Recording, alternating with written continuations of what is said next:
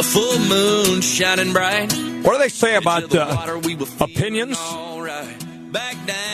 Everyone's got them, that's for sure. And there's some analogy there that I've forgotten and probably wouldn't be appropriate for mixed company today. But I want to talk a little bit today about the opinion of a Fargo resident, of which nobody seems to know. Can't find a telephone number for the individual and likes to write letters to the editor, but someone entitled to their opinion, certainly, but not a person that necessarily speaking from any authority, just a resident writing a letter to the editor. And the assertion was that North Dakota's most spectacular state park was being sacrificed for oil. That was the opinion of this person. His name is Larry Heilman, and we've tried to invite him on the program to find out the basis for his opinions, and his number's disconnected, and all we know is he's a former federal employee that evidently lives here now. Don't know anything more than that. But what he's asserting is just flat out not true. And he's suggesting that the state of North Dakota is responsible for this. And the State Parks Department's not worried about this. So we wanted to chat with Lynn Helms, the director of the North Dakota Department of Mineral Resources, who could be here to tell us from the state's perspective what is happening in the Little Missouri State Park, 20 miles north of Killdeer, and whether or not these opinions are factual. Lynn, thanks for joining us. How are you today? Doing well this morning, Scott. It's nice to talk to you. Is North Dakota about to sacrifice its most spectacular state park for oil? No, sir. I think that is a very irresponsible statement. In truth, we spent hundreds of hours working with the oil and gas operator to put this unit together so that we could have one single operator in here and have as much possible control as we could gain from a state standpoint. So we've worked out a plan that gets the impact on Little Missouri State Park completely off of state lands and down to an absolute minimum. No tank batteries, no oil facilities, a few well pads inside the leased area of the park is all that people are going to ever see. So let me get this straight. Obviously, there are numerous mineral rights owners in that particular parcel of land, I would assume, correct? Oh, that's right. There's the state, of course, which has a very small mineral interest, less than 7%. Federal government, about 6%. And that leaves us with about 90% of the minerals that are owned by private individuals, 14 different private individuals. And what you're saying is because of the work of the state proactively, you've said, hey, here's what we're going to do, rather than just say, all of you people that have mineral rights, go about it, and it's the gold rush, if you will, go do it. We're going to work with one, and we're going to minimize this. You've actually taken the proactive steps to minimize the impacts here, right? Reduce the impacts. Oh, absolutely, Scott. We started working this unit proposal more than a year before the hearing and the Industrial Commission meeting that approved it. And we could pretty quickly see that we had a very diverse group of owners in here.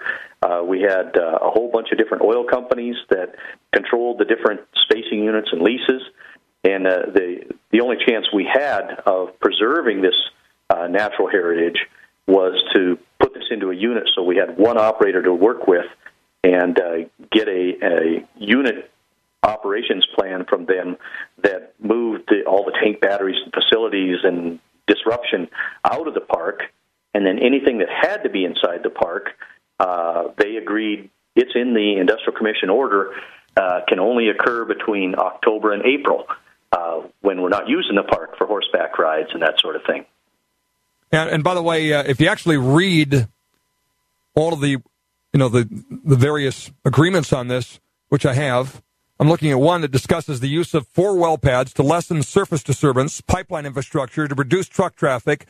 There's an agreement referenced with park officials that they can only drill in the park during the months, as you mentioned, of October through April to reduce the impacts and avoid interference with the tourist season. I mean, again, the facts are just so much at odds with the opinions of this one person, and yet this is the kind of stuff that you have to spend your time addressing. Is that frustrating at all?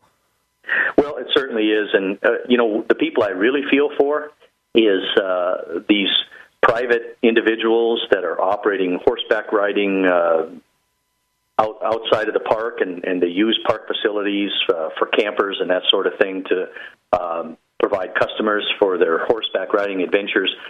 They're actually seeing, since this opinion went viral, they're actually getting calls from people who are wanting to cancel their planned vacations for this summer, thinking that the park is going to be shut down and it'll never look the same again. So, it's very irresponsible to do something like this. It damages people in unintended consequences and ways, and it's a pretty frustrating situation.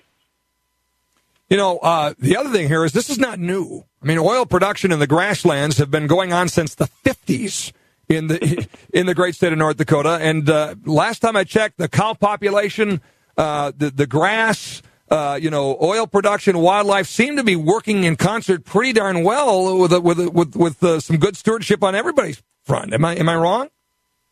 No, you're not wrong at all, Scott. And there are situations where mistakes are made, but this is certainly not one of them. A great deal of time and effort was put in by Burlington Resources, ConocoPhillips, the oil operator, state parks, the North Dakota Industrial Commission, to make sure we came up with a plan where all these uses were compatible.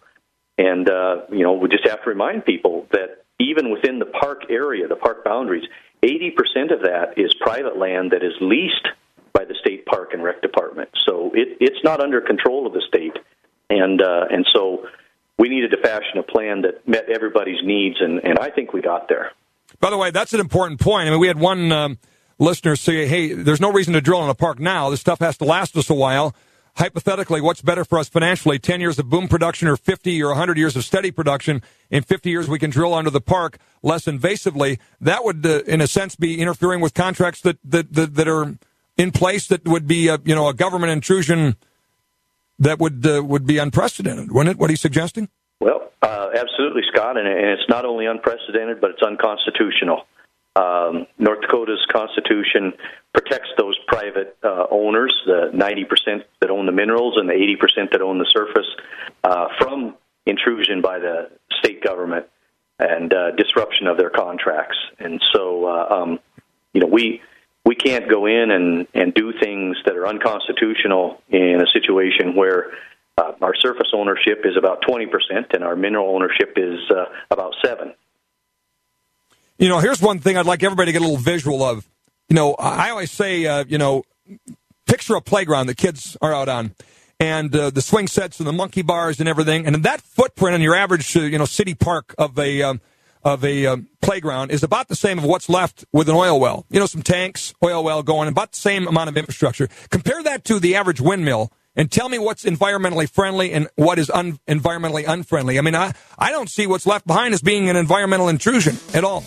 I really don't. And I think people need to think a little bit about that, because it's amazing what's considered environmentally okay and what isn't. And I would argue the least footprint, especially with the way technology is going, is in oil and gas development. It's unbelievable. Hey, Lynn, always a pleasure. Appreciate so much your insight and analysis, and most importantly, the facts, which sorely are missing on a lot of editorial pages and newspaper front pages these days. Take care, okay? Have a great weekend. Thanks for the opportunity.